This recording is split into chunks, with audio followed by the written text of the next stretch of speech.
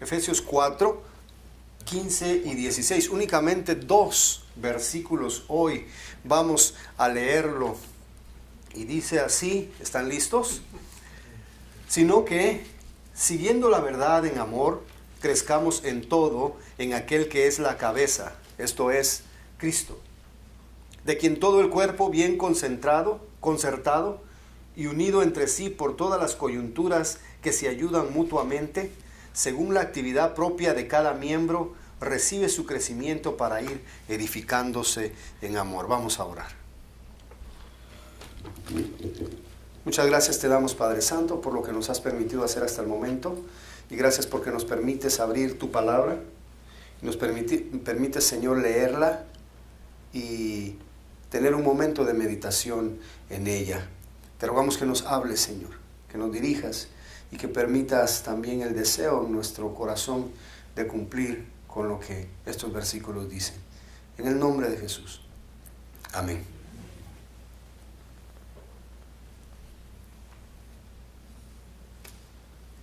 La otra vez estaba oyendo en las noticias que hubo un jugador de fútbol que era muy bueno y que fue a hacer una prueba a un equipo grande. Lo vieron jugando muy bien, pero estaba pequeñito y estaba débil. Afortunadamente todavía estaba joven y lo podían hacer crecer. Y a través de vitaminas, inyecciones, suplementos, ejercicios, hicieron que lograra un tamaño regular para ir a jugar. Entonces era noticia, ¿verdad? A ver si era legal hacer eso con las personas, si era saludable. Pero lo cierto fue que el muchacho comenzó a jugar y fue de los buenos. Eso pasó hace años. La pregunta es, ¿cuál debe ser la forma de crecer? ¿Cuál es la forma adecuada? ¿Cuál es la forma correcta de que una iglesia crezca? Ahora venden libros, audio CDs, cursos, seminarios de formas de hacer crecer una iglesia, nuevas estrategias para crecimiento de la iglesia. ¿Cuántas de estas fórmulas obedecen a la palabra de Dios?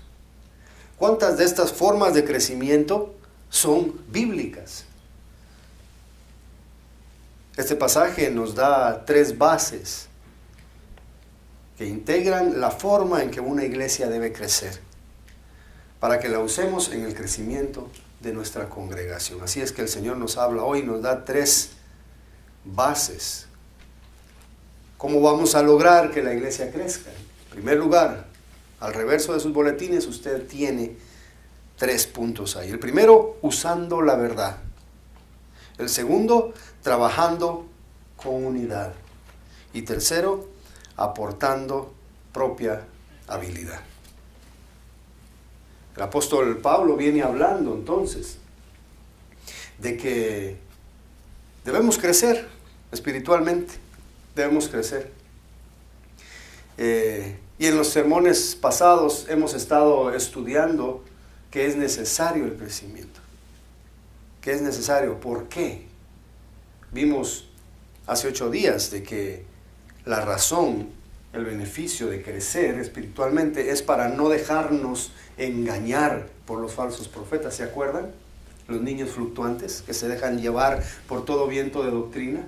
Por aquellas personas que son de doble ánimo, que hoy quieren y mañana no quieren, que hoy son y mañana no son, que aquí son y allá afuera ya no son.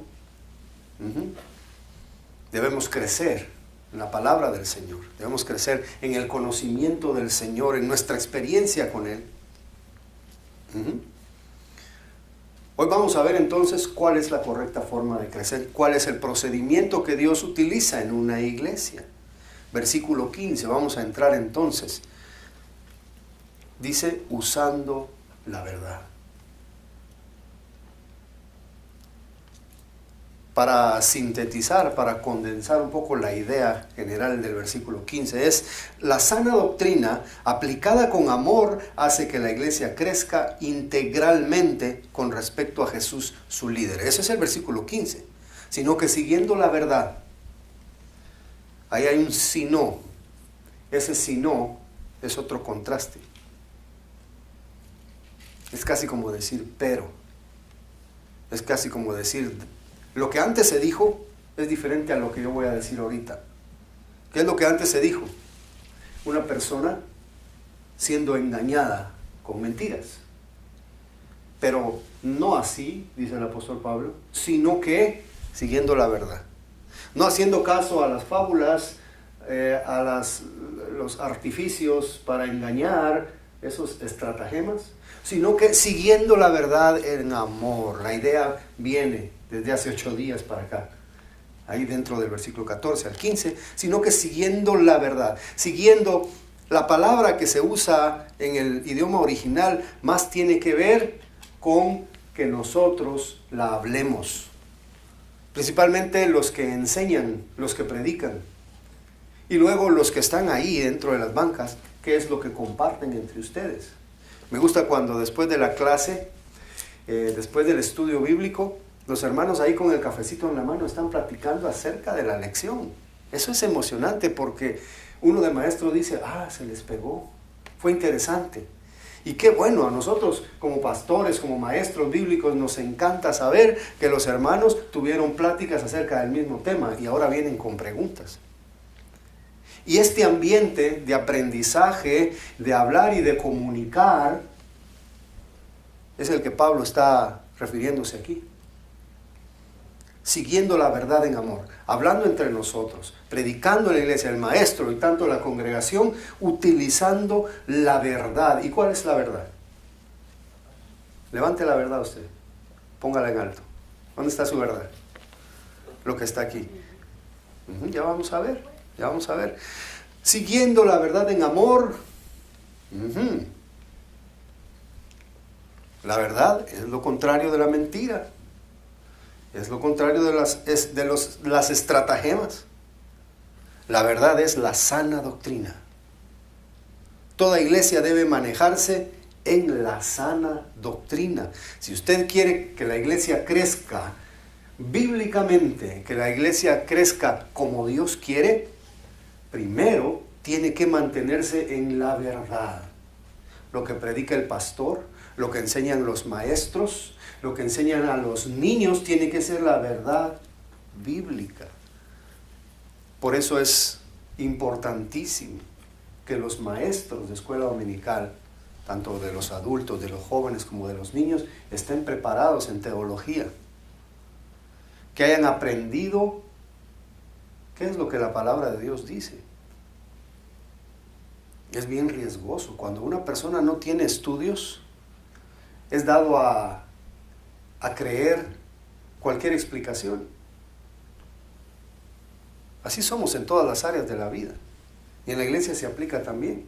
Si usted no sabe de cocina, cualquier receta que le den, usted lo va a llevar a cabo, aunque lleve gasolina, ¿verdad? Pero el verdadero cocinero dice: no, esto aquí le va a dar otro sabor, no se usa eso, se usa esto, ¿verdad? Esta es una mala receta. Igual nosotros tenemos que saber dominar la sana doctrina. ¿Qué es lo que vamos a enseñar? ¿Qué es lo que se va a hablar entre nosotros? Eso es muy importante para que una iglesia crezca sanamente, para que una iglesia crezca dentro de la voluntad de Dios. Salmo 119, 159 nos dice: mira, oh Jehová, que amo tus mandamientos. Vivifícame conforme a tu misericordia. La suma de tu palabra es verdad, y eterno es todo juicio de tu justicia. Estos dos versículos encierran profundidad. Lo que Dios dice, todo lo que Dios dice es verdad. Si sumamos todas las palabras de Dios, vamos a ver que en ello no hay contradicción. Todo es perfecto. Y dice que todo juicio de su justicia es perfecto y es eterno. La ciencia, conforme va avanzando, va dejando atrás los conceptos que tenía. Por ahí estaba escuchando que ahora el mejor método de adelgazar no es tanto reducir las calorías, sino que aumentar cierto tipo de proteína. Es nuevo. La FDA dice que ya lo aprobó. Es lo que yo estoy oyendo. La ciencia va cambiando, el conocimiento va cambiando. Lo mismo que se utilizaba en enfermería hace 100 años se usa ahora. Ha cambiado. Han ido descubriendo ciertas cosas. No podemos decir que lo que hoy la gente dice va a permanecer así durante 100 años más. Todo eso cambia. La tecnología, la moda, la filosofía, la psicología, la medicina, todo va cambiando. Pero la verdad de Dios es eterna. Por eso es que la tenemos que abrazar. Apretarnos con ella y no soltarla porque es eterna. Desde que Dios dijo la primera palabra en su palabra hasta la última, ninguna va a dejar de ser cierta en ningún momento. El Señor dijo, los cielos y la tierra pasarán, pero mis palabras no pasarán. Las personas en la iglesia deben darle sumo valor a la palabra de Dios para poder obedecerla y atesorarla. Jesús en su última noche orando pide que sus discípulos sean santificados. Pero el medio que Dios utilizará para ese efecto es Juan 17:17. Santifícalos en tu verdad. Tu palabra es verdad. Por si alguien no se ha dado cuenta cuál es la verdad, Jesús lo enfatiza aquí, lo aclara. La palabra de Dios es verdad. Para aquellas personas que dicen que la Biblia se equivoca, si la Biblia se equivoca es porque Dios se equivoca. ¿Cuántos creemos que Dios se equivoca? La palabra de Dios es un elemento básico para el crecimiento de la iglesia. Crecer sin palabra de Dios es crecer falsamente, es crecer con enfermedad, es crecer antibíblicamente. Lo tenemos bien claro. Si vamos a crecer, crezcamos con personas que aprecian la palabra de Dios tal y cual es. Algunas personas le tienen poco de alergia a la palabra de Dios en iglesias. Algunas personas se reúnen en casa para hacer actividades de la iglesia y nunca abren la Biblia. Le tienen miedo. ¿Por qué? Porque la Biblia espanta a la gente. Eso es cierto, ¿verdad? La gente sale corriendo cuando abrimos la Biblia. Únicamente han de atesorarla aquellos que están puestos para salvación. Pero ¿por qué vamos a tener miedo de usar la palabra de Dios? Si la palabra de Dios hace su trabajo, ¿qué podemos hacer nosotros? Estamos mandados a enseñarles a ellos todo lo que Dios manda. Debemos crecer conforme a la palabra de Dios. Alguna persona dirá, yo voy a ir a esa iglesia porque ahí no andan con tanta Biblia. Conozco personas que piensan así, no hable de tanta Biblia, así va a llegar más gente. Yo no quiero aquí lleno de gente que aborrece la Biblia. No, váyanse al cine, váyanse al parque. Pero aquí no van a venir a silenciar al que quiere predicar la palabra de Dios. Queremos aquí personas que cobijen la Biblia y que entren a la salvación, pero no vamos a convertir nuestra iglesia en un club social, en un club deportivo o en un lugar donde se dan conferencias de motivación personal nomás. Queremos que nuestra iglesia honre la palabra de Dios. Ahora vamos a utilizar la palabra de Dios ¿cómo? Según ahí el versículo 15, en amor. Todo lo que hagamos con respecto a la palabra de Dios tiene que estar bañado de amor. Tiene que estar metido en la esfera del amor. El elemento amor es necesario al enseñar y aplicar y usar la palabra de Dios. ¿Ha ido usted, perdónenme las enfermeras, ha ido usted a algún dispensario o algún hospital donde la enfermera es grosera? A ver, le pongo la inyección y solo del jalón que nos dieron nos enfermaron más. Yo iba con un dolor de cabeza, ahora vengo con el hombro dislocado. Y ahí va la inyección y uy. Ahora me duele más la inyección que el dolor que tenía. En la iglesia debemos aplicar la palabra de Dios con amor. Qué bonito es ir a ponerse una inyección y uno dice, ¿y ya me la puso? Sí, ya está. Con qué cariño, con qué mano tan delicada lo hicieron. Mi mamá nos contaba cuando ella tuvo a mi hermana en el hospital, tuvieron que hacerle una cesárea. Y dice que las marcas donde va el tape, ¿cómo le dicen ustedes? El esparadrapo o el adhesivo, dice que esas marcas ya le estaban haciendo a ella una llaga. Porque las enfermeras llegaban y le quitaban eso así. Al principio era una depilación, pero después estaban hasta arrancándole la piel. Y cuando ellas se quejaban, ¿saben qué les decían? Fueron buenas para una cosa, pero ahora aguántense. ¿Ustedes creen que es una forma humana de tratar a la gente? Es gente que está sufriendo, gente que tiene dolor, gente que necesita una atención delicada. Están en momentos donde son más susceptibles todavía a los malos tratos. Y si se les trata mal, se está cometiendo un acto inhumano. Pero déjeme decirle que también a veces hacemos eso en la iglesia. Viene alguna persona con una necesidad y en vez de ayudarle con la palabra, lo agarramos a bibliazos. Y si la Biblia es de pasta dura, hermanos, la gente venía por consuelo y salieron trasquilados. Muchas veces nosotros somos groseros al aplicar la palabra de Dios. No tenemos consideración. ¿Qué gestos hacemos cuando hablamos de Dios?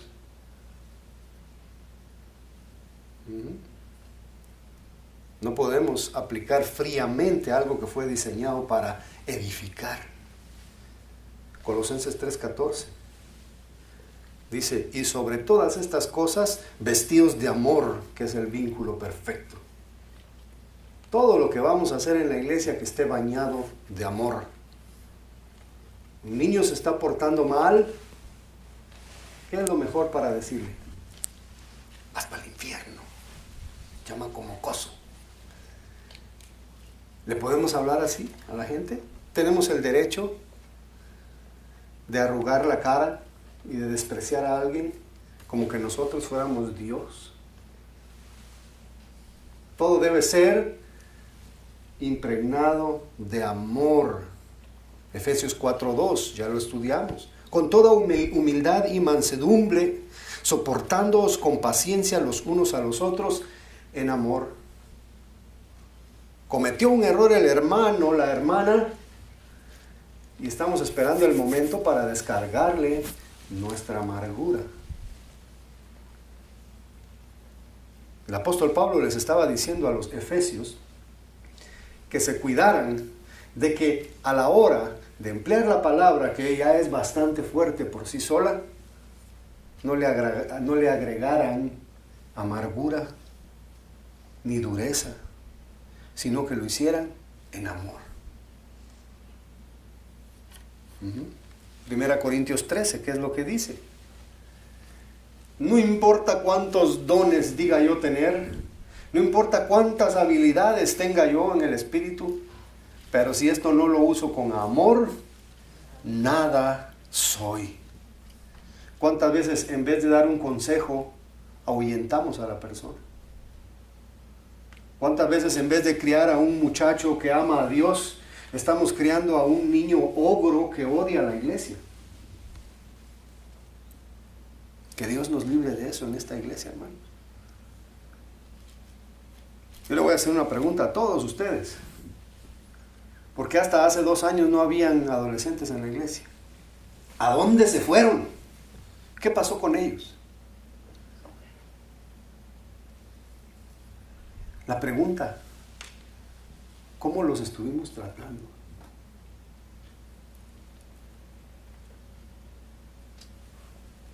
¿Con amor? ¿Les dimos la palabra de Dios con cariño, con dulzura? ¿O los los estudios dominicales para ellos eran un momento de tortura. Pónganse a pensar cómo se sentía usted cuando era niño. Un niño es sensible. Un niño es delicado en su forma de pensar. A un niño se le hace una mala cara y se ofende de por vida. Recuérdese usted de las caras amargadas cuando usted era niño. Usted se recuerda bien quiénes eran así como usted. Cuidémonos de no ser así con nuestros niños y con nuestros adolescentes. Y es que cómo cuesta. Más en este país, donde los niños han crecido con ciertas libertades y cierta protección de parte de la ley. No es como allá en nuestros países. El mejor psicólogo era la chancleta, la paleta y el cincho. El mejor psicólogo. Así se criaban hombres y mujeres rectos, con respeto a los mayores. Aquí a veces se acaba la paciencia cuando uno ve un niño que no sabe respetar a los mayores. Un niño que contesta como se le ocurre. Pero la Biblia aquí nos manda a aplicar la palabra de Dios con amor. Que aunque estemos viendo la insolencia, que aunque estemos viendo la falta de respeto, nosotros tengamos ese amor. Es una prueba dura para nosotros también, pero lo tenemos que perseguir. La palabra de Dios dice que tenemos que aplicar la palabra con amor. No tenemos que usar un texto para herir, no tenemos que utilizar un texto para desquitarnos, sino que debemos utilizarlo para edificar, para que cada quien vaya creciendo. ¿Qué gesto tenemos nosotros cuando usamos la palabra de Dios? La forma en que usted comparte el Evangelio refleja amor. Dejemos que la palabra de Dios haga su trabajo por sí misma. Nosotros demostremos amor cuando la usemos. Si nuestra experiencia ha sido negativa al usar la palabra de Dios, si creemos que no hemos sido amorosos al hablar la verdad, debemos pedir fervientemente a Dios que cambie nuestra forma de ver a los demás, tengan la edad que tengan, y que nos dé sensibilidad para ser como Él quiere que seamos dentro de su iglesia. Recordemos lo que el apóstol Juan dice en su carta: el que no ama no ha conocido a Dios, porque Dios es amor. Muy bien, ya estamos basados en la palabra de Dios y la estamos aplicando con amor, la estamos utilizando como debe de ser, no nos estamos lastimando a nosotros mismos con la palabra. Lo que nosotros vamos a ver con como resultado de eso es que vamos a ir creciendo con respecto a nuestro líder. Les decía la semana pasada que el apóstol aquí lo que está haciendo es comparando a la iglesia con el cuerpo de un bebé. ¿Ya? Jesús no es un bebé, pero Él es la cabeza. Él ya es maduro. Él ya no necesita ser más perfecto. El cuerpo es el que tiene que desarrollarse. Y para que nosotros logremos alcanzar las proporciones de la cabeza, que es Cristo, tenemos que empezar a crecer y a madurar según la palabra de Dios. Si nosotros queremos que el cuerpo de Cristo, que está representado en esta congregación, dé la talla y que seamos personas ya no más niños fluctuantes, sino que nos vayamos pareciendo más a Cristo, entonces vámonos tratando con amor según su palabra, según su palabra. El apóstol viene hablando del crecimiento, viene hablando del avance, viene hablando de la superación del cristiano que va creciendo. Pero ¿cuánto nos hace falta para dar la talla de lo que es nuestra cabeza? Jesucristo. Tenemos que trabajar duro todavía, bastante. Y hay algunos que tienen que trabajar más, porque aunque tienen mucho tiempo en la iglesia, han avanzado muy poco. Y eso se da, eso sucede. Pero Dios nos llama a crecer siempre para que cada día demos más la talla a lo que es la cabeza, que es Cristo. Jesucristo es lo principal en nuestra iglesia.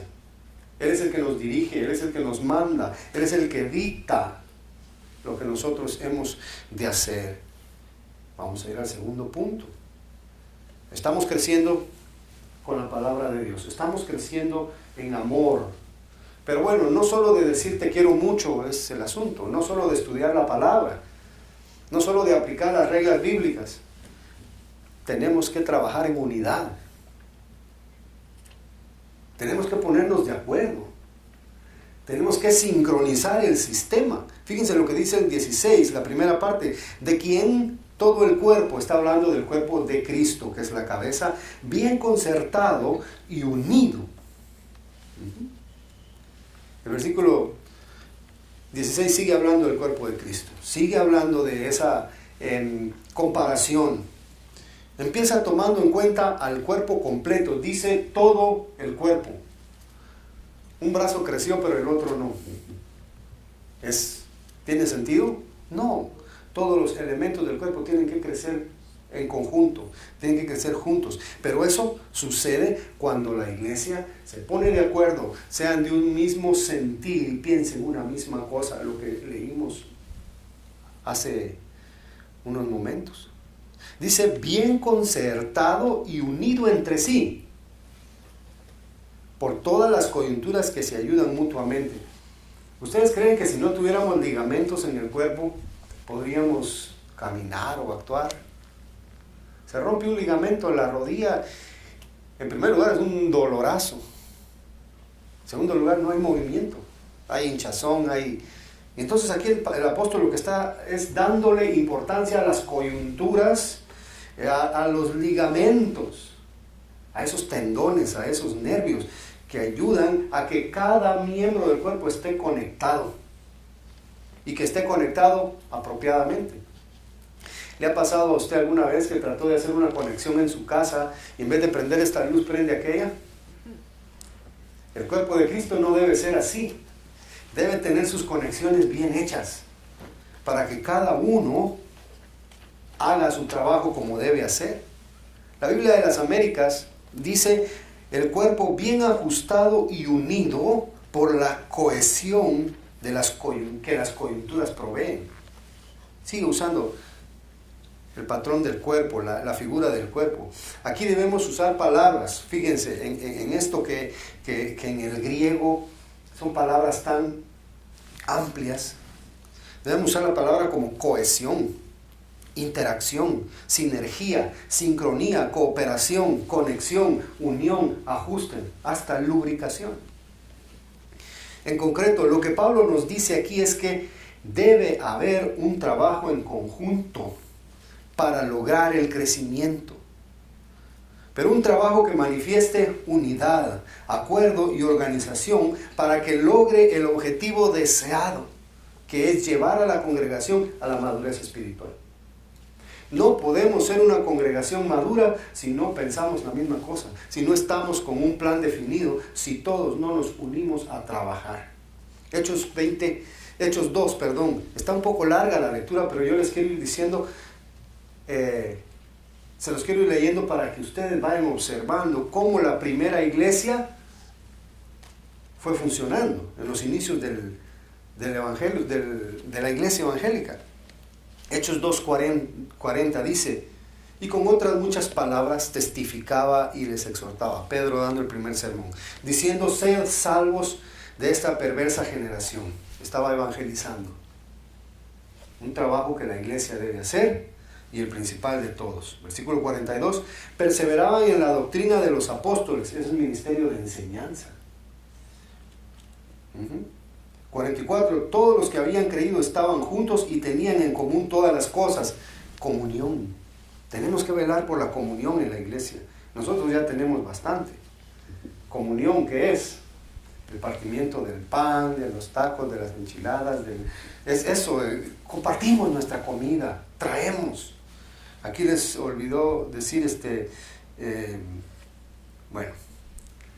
faltó decir el potluck, ¿verdad?, de la iglesia. 45, y vendían sus propiedades y sus bienes y los repartían a todos según la necesidad de cada uno. Está el ministerio de ayuda.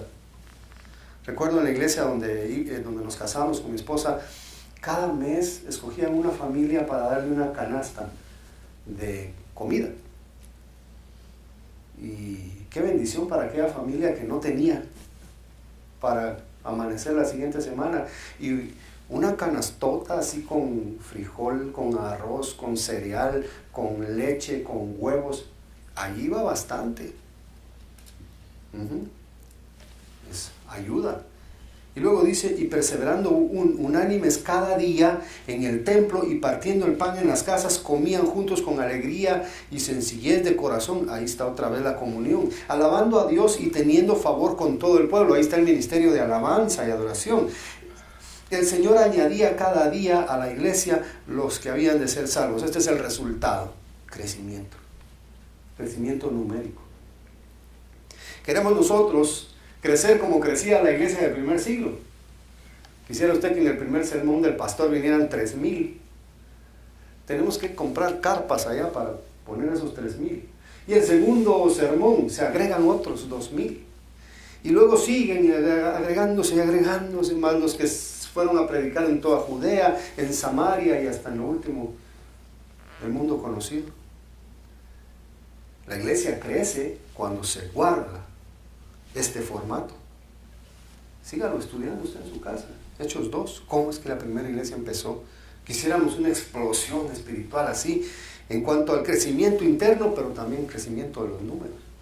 La iglesia necesita trabajar armoniosamente con madurez en todo sentido. Dios no quiere iglesias grandes en número, pero todos como niños fluctuantes.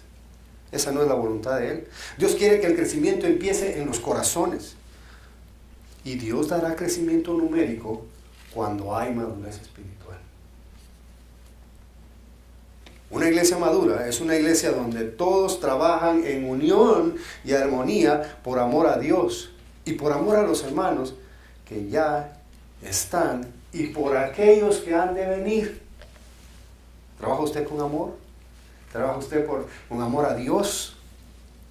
Bueno, ahora hablemos de las actitudes que generan mal funcionamiento en una iglesia. Ya hablamos lo bueno en Hechos 2. Ahora vamos a hablar de cuestiones que atrasan. Enemistad entre líderes. Enemistad entre líderes. O los que se consideran líderes. Y quieren mandar. Y quieren hacer las cosas a su forma nomás. El orgullo por imponer la voluntad propia debe ser así como yo digo.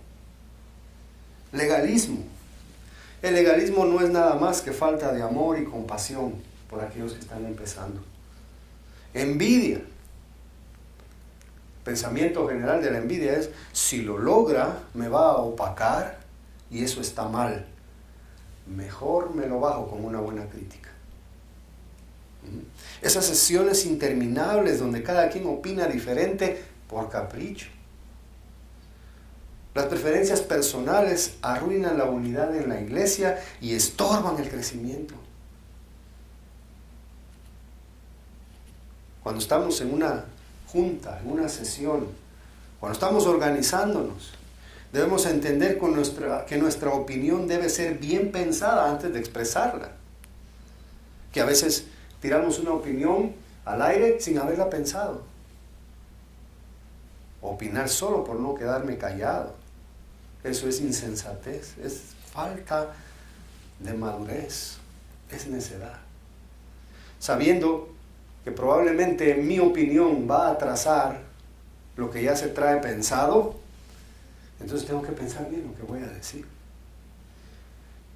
La gente madura piensa en agradar a Dios, en devolver un favor inmerecido y piensa en unidad de la iglesia, el cuerpo amado del Señor. No piensa en conveniencias propias, piensa en el momento en que Dios le diga, bien, buen siervo y fiel, sobre poco has sido fiel, sobre mucho te pondré, entra en el gozo de tu Señor. Mateo 25, 21. No pensemos en estorbar lo que quiere hacer alguien en la obra. Digamos, heme aquí, Señor, como Samuel y como Isaías, y digamos, yo te apoyo. No sabemos qué resultado pueda dar, pero yo te apoyo y lo vamos a hacer confiando en el poder de Dios. Otra parte ahí donde dice que estos miembros se ayudan mutuamente. Avanzando en el texto. Pablo añade esto para recalcar que debe haber una ayuda entre los miembros. Ayuda doctrinal, en primer lugar. Enseñarnos los unos a los otros lo que la palabra dice en cuanto a lo que estamos haciendo. Capacitación, enseñanza. ¿Cómo puedo yo hacer que un hermano desempeñe bien su ministerio, desempeñe bien el cargo que se le ha dado si no lo capacitamos? Y no le dimos capacitación y luego lo estamos criticando. Porque no lo hizo como yo pienso, pero como no tenemos wifi en el cerebro, ¿verdad? No me puede adivinar. Entonces primero tiene que venir la capacitación. La ayuda anímica. ¿Sabe qué quiere decir ayuda anímica? No es anémica, anímica, no es lo contrario. Motivación. Hermano, ¿cómo me gustó eso que usted cantó? Siga adelante, qué bendición. Hermana, ¿cómo le quedaron de buenos esos sándwiches? ¿Quién hizo los sándwiches hoy? Hermana Silvia, le quedaron buenos los sándwiches, dígale, motívela a seguir trayendo todos los días. Motivación, hermana, gracias por lo que hizo. Dios le bendiga. Motivamos nosotros así a nuestras personas para que sigan adelante trabajando y no se cansen y no se aburran de hacerlo. Motivación anímica. No le critiquemos a alguien que decidió hacer algo y que luego no me gustó porque es que fíjate que tenía un puntito, una manchita. No se le mira nada, agarra el microscopio, vas a ver. Debemos ayudar con preparar a las personas, pero también ayudar con motivación. Ahora, vamos a ver ejemplos de ayuda en la Biblia. Primer ejemplo, las mujeres que ayudaban en el ministerio de Jesús. Ahí estaban ellas. Algunas de ellas tenían dinero y ellas andaban sufragando. Vamos a pasar a la cafetería. Eran 12 discípulos que comían re bien. Y habían otro montón. ¿Y dónde había comida? Ellas ayudaban, ellas servían al Señor y a los discípulos. Ananías ayudando a Pablo allá en Damasco, ministrándolo. Él lo ayudó. Ananías nunca dijo, ese no es mi ministerio, que mire él cómo se las arregla. Él va a los gentiles, yo estoy aquí en Damasco. Él ayudó. Los cristianos bajando a Pablo por el muro. Ay, que te salve Dios, vamos a orar por ti. Mira cómo le haces. No, se pusieron de acuerdo, lo metieron en una canasta y lo bajaron por el muro y vete, antes que te pase algo. ¿Verdad? Lo querían matar. Juan Marcos ayudando a Pablo y a Bernabé, aunque de repente flaqueó, pero sabemos que después fue a ayudar a Pedro, porque Pedro le dice, hijo mío en la fe. Juan Marcos ayudando. Timoteo, Lucas, Tito, Silas, asistentes del apóstol Pablo. Gente que ayudó, gente que no dijo que no, gente que se prestó a que avanzara el evangelio. Tenemos que sacar ese ejemplo para nosotros. ¿Cuánto ayuda usted en el trabajo general de la iglesia? ¿Cuántas veces ha dicho que no puede? ¿Hasta cuándo seguirá haciéndolo? ¿Va a esperar usted que Cristo regrese para empezar a ayudar? Cuando Cristo venga, o va a decir siervo fiel, o va a decir siervo inútil. Bueno, ¿cómo entonces vamos a ayudar? Punto número 3, aportando propia habilidad. Según la actividad propia de cada miembro. Fíjense que estamos yendo de lo general a lo particular. Recibe su crecimiento, ¿quién? El cuerpo, para ir edificándose en amor. Y vuelve a mencionar ahí el amor. El crecimiento correcto de la iglesia depende de la correcta actividad individual de los miembros. Dios mandó a su gente a trabajar según su palabra y en unidad y organización.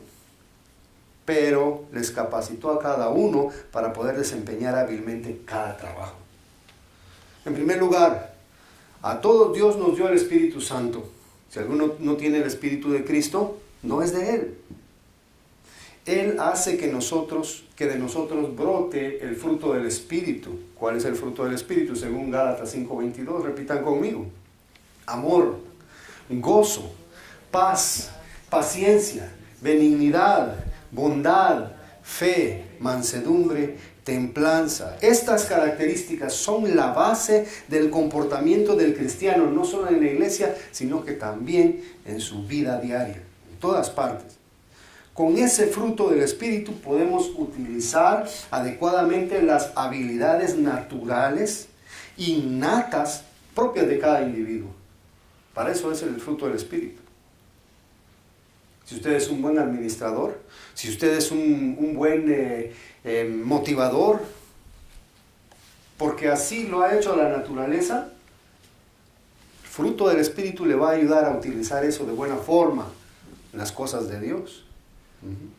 Aparte del fruto del Espíritu, también nos dio dones espirituales para poder ministrar espiritualmente a los que Dios nos ha dado, según sea el trabajo que nos encomendó.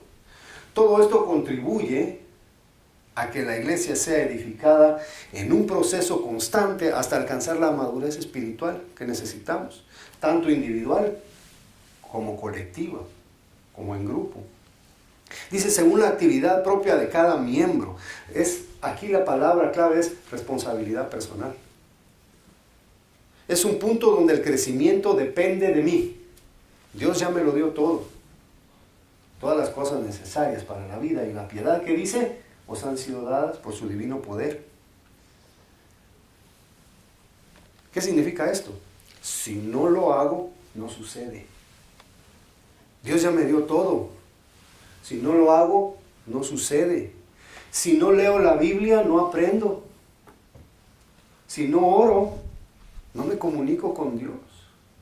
Si no voy a la iglesia, no tengo comunión con los hermanos. Si no me arrodillo, no voy a aprender humildad. Si no testifico, ¿quién va a escuchar la palabra de Dios? Si no empiezo, todo sigue igual. Hay un punto en el que es mi responsabilidad. Yo. Nadie va a llegar a mi casa a levantarme de la cama. Algunas veces nos van a decir, hey, véngase, hey, colabore. Pero nadie va a ir a hacerle su cama, levántese, aquí está su desayuno, vámonos para el culto. Es una decisión propia. Yo lo tengo que hacer. Dice, según la actividad propia de cada miembro. Los efesios no deberían esperar a que los presionaran o a que los anduvieran motivando tanto. Ellos deberían trabajar con denuedo y amor a Dios en la obra. Pablo dijo ya que cada uno tiene el don de Cristo y es para usarlo. Es responsabilidad de cada quien poner su esfuerzo y habilidad al servicio del Señor. Tenemos un pasaje en el que se nos mencionan los dones espirituales. 1 Corintios 12. Está ahí diciendo que no nos jactemos de lo que tenemos como dones, porque lo hemos recibido de la misma fuente, del Espíritu Santo. Está la palabra de sabiduría. Fíjese, con eso podemos colaborar en la iglesia. Y si nos quedamos callados, no va a suceder nada. Palabra de sabiduría quiere decir consejos para la vida diaria, consejos cristianos. Palabra de ciencia, conocimiento profundo de la doctrina. Fe, confianza en lo que Dios puede hacer. Dones de sanidades, curar a los enfermos con una oración o con un toque, lo que se hacía en el primer siglo. Hacer milagros. Son diferentes cosas sobrenaturales que Dios les permitía a ellos. Profecía, predicar o predecir, hablar de parte de Dios. Tenemos el discernimiento de espíritus, que es conocer qué hay detrás de las situaciones o de las intenciones de personas. Diversos géneros de lenguas, hablar otro idioma sin aprenderlo. Es un milagro de Dios en la vida de la gente antes. Interpretación de lenguas, poder traducir un idioma sin aprenderlo. Era una habilidad de los apóstoles y de las personas del primer siglo. Si el Espíritu Santo dio un trabajo a alguien, es para que beneficie a la iglesia. Por eso es que cuando allá en 1 Corintios 14 hay alguien hablando en lenguas y nadie le entiende, ¿qué hace? Así mismo se edifica. Pero eso va en contra de las reglas de los dones. Los dones son para edificar a la iglesia, no para edificarse a sí mismo. Entonces, a sí mismo se edifica, es una edificación egoísta.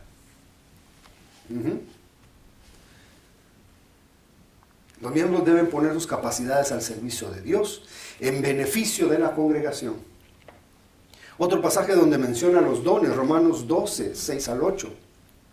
Aquí se dice cómo usar los dones adecuadamente. Esta profecía.